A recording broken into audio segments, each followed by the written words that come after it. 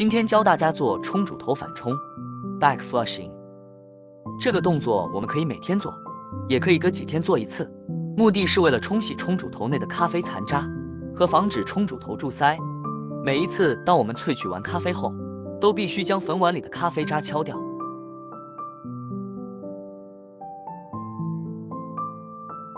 然后我们做第一次的冲洗冲煮头，按一下冲煮按键，顺便也将手把或粉碗冲干净。冲干净后，拿一块抹布把手把擦干，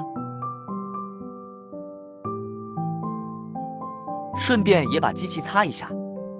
然后拿出机器自带的塑胶片放在粉碗里，再扣上冲煮头，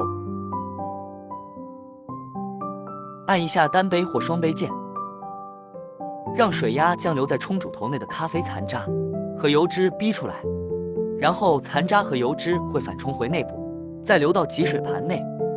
这个反冲只需要10几秒就可以停止。同时，我们也会发现还有很多残粉留在粉碗里面。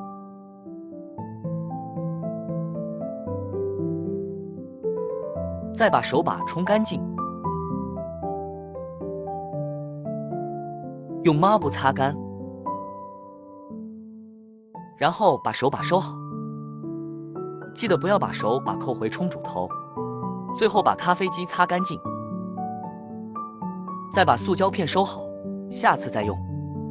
如果这个视频有帮到你，请按赞、收藏和分享出去。关注我，让我和你分享更多咖啡知识。